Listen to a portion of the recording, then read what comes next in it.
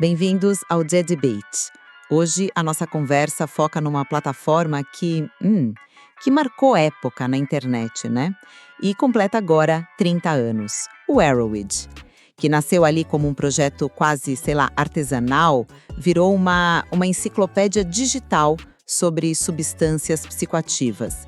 E com um diferencial bem importante: milhares de relatos de experiência pessoal, cobrindo tudo, desde cafeína até LSD e as chamadas Research Chemicals. E é um aniversário que convida a gente a pensar, né? O Arrowhead surgiu lá em 95, um período marcado por um silêncio, assim, quase absoluto na pesquisa formal sobre psicodélicos. Muito por causa, claro, do auge da guerra às drogas. Hoje, a gente está vivendo um renascimento, né? Desse interesse científico e terapêutico nessas substâncias. E o Arrowhead ocupa um lugar curioso.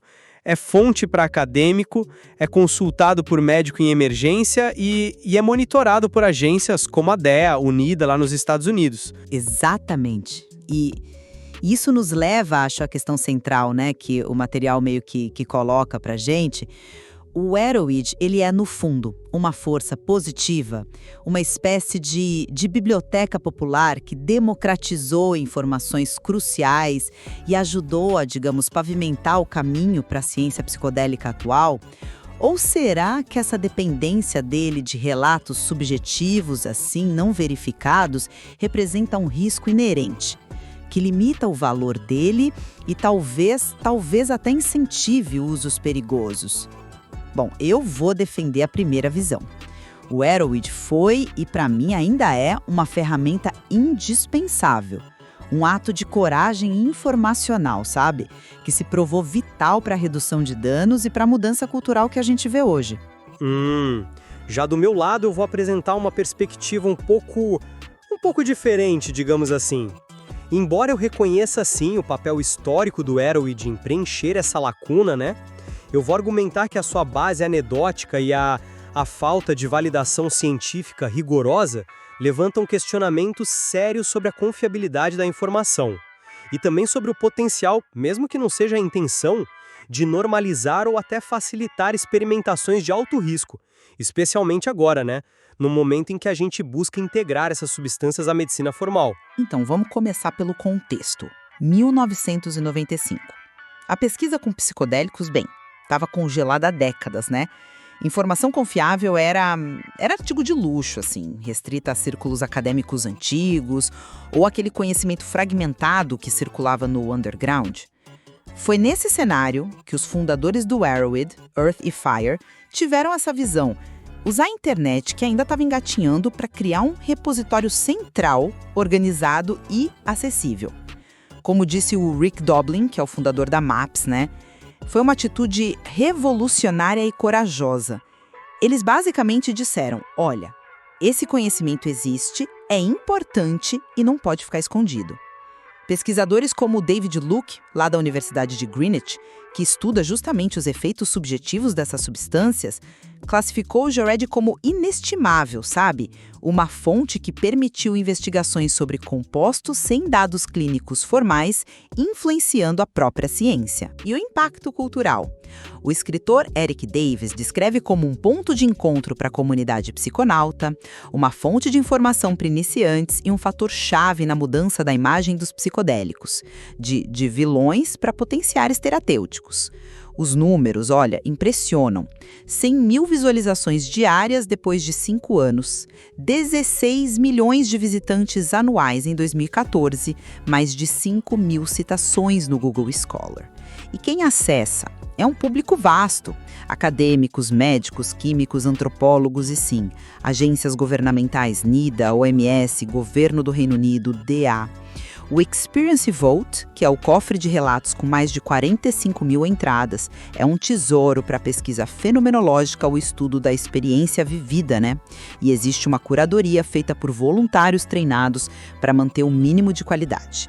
Desde o início, como aponta o Davis, o foco era a redução de danos. E essa abordagem, segundo o Doblin e também o Leo Roseman, pesquisador do Imperial College, ajudou a quebrar o estigma e abrir caminho para o renascimento psicodélico e para a busca pela medicalização que a gente está testemunhando agora. Eu reconheço a importância histórica de preencher aquele vácuo. Era, de fato, um deserto informacional.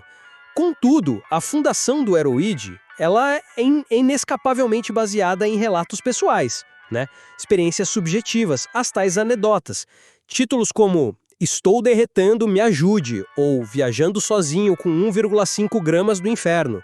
Embora sejam expressivos, já indicam a natureza idiosincrática e, por vezes, pouco analítica desses textos. Isso me leva direto à questão da validade científica. Por mais que exista essa curadoria voluntária, ela não se equipara nem de longe aos protocolos de um estudo clínico. Como é que você vai verificar a dose exata que a pessoa realmente consumiu? A pureza da substância, especialmente vinda do mercado ilícito ou sendo uma dessas novas research chemicals, aquelas substâncias sintéticas de laboratório, frequentemente com pouquíssima pesquisa formal sobre efeitos e riscos. E o estado mental prévio do usuário, o ambiente, o famoso setting setting. São fatores cruciais que a ciência tenta controlar, né? O próprio material que a gente analisou levanta preocupação. Informações detalhadas sobre como preparar e usar drogas podem ter um efeito adverso, facilitando a experimentação de risco. O antropólogo Nicholas Langlitz observa que pesquisadores e médicos muitas vezes usam o Erowid como um substituto, na falta de algo melhor, especialmente para essas novas substâncias sintéticas.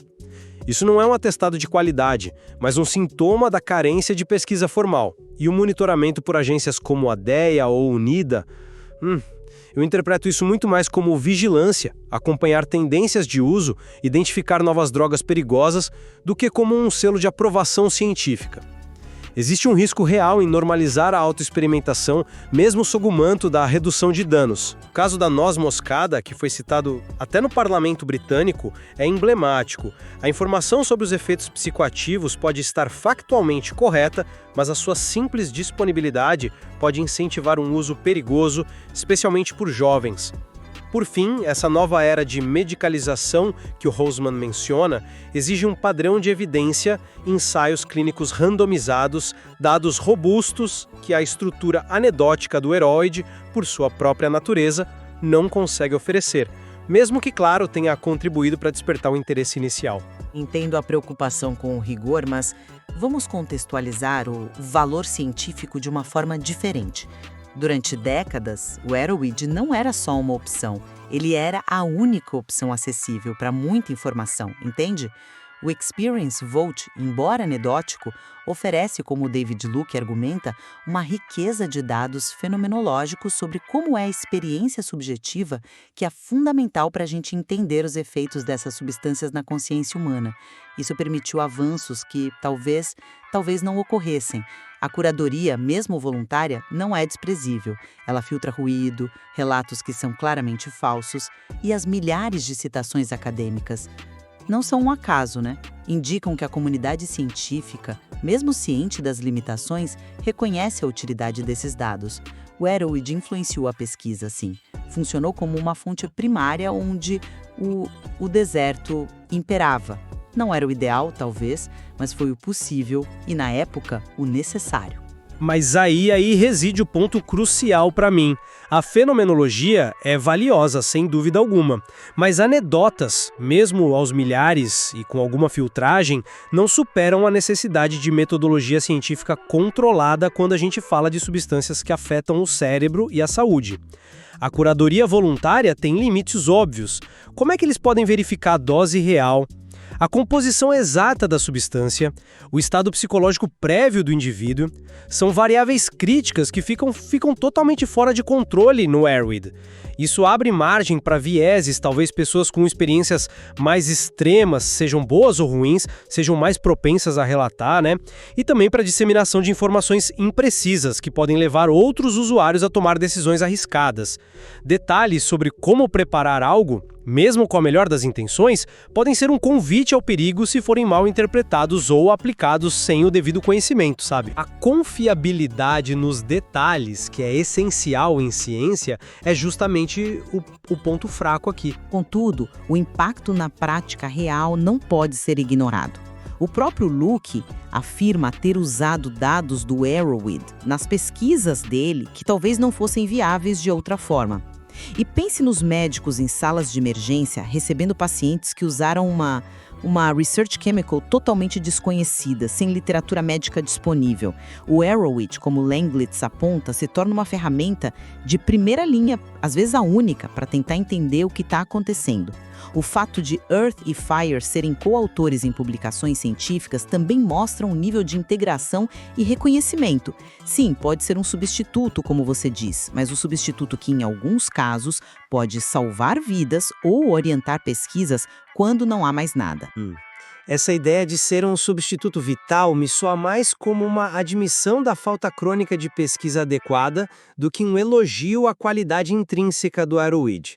Usar relatos anedóticos por necessidade desesperada na emergência não transforma a anedota em dado científico confiável.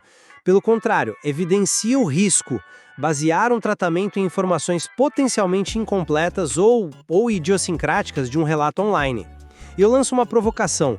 Será que a própria existência de um acervo tão vasto e fácil de consultar não acaba, de alguma forma, desestimulando o caminho mais árduo e caro de correr atrás de financiamento para ensaios clínicos controlados?